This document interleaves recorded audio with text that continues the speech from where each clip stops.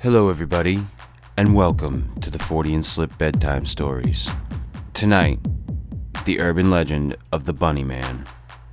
Back in 1903, deep in Clifton, Virginia, there was an asylum buried deep within the wilderness.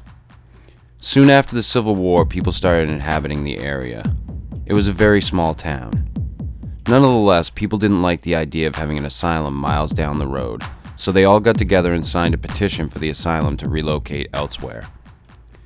The petition passed and a new asylum was built, which is now known as Lorton Prison, a temporary facility for convicts to stay until they are appropriately sentenced.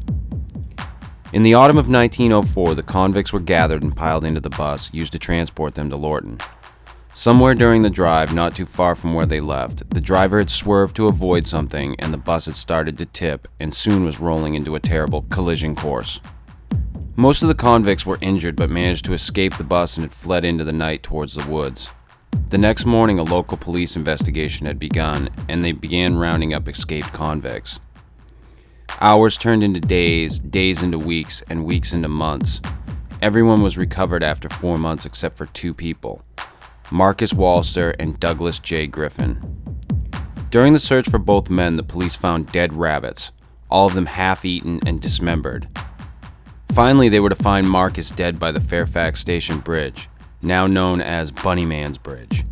In his hand, he held a man-made hammer knife-like tool made with a sharp rock and a sturdy branch as a handle. They thought nothing of it and didn't care how he died, only that he was apprehended and they no longer had to worry about him. They had a name for Marcus, but later on they would realize that they had named the wrong person, the Bunnyman.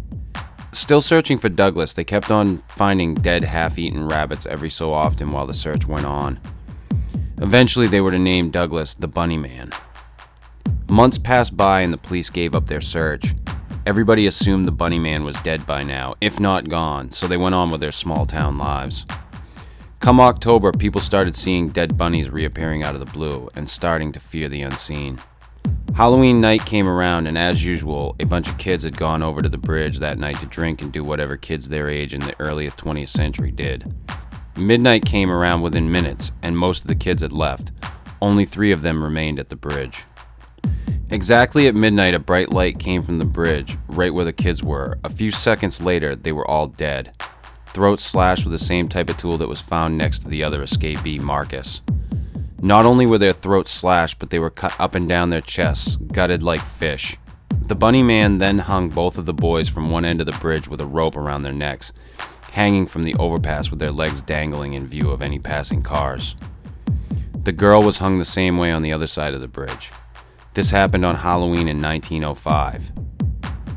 After that, they didn't see or hear anything from him for another year.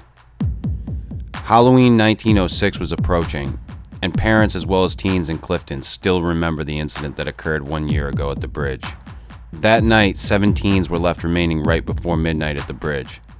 Thinking little of it, 6 remained inside the bridge while one, Adrian Hatala, had remained a good distance from the bridge, hoping to have enough time to escape if the same thing happened again.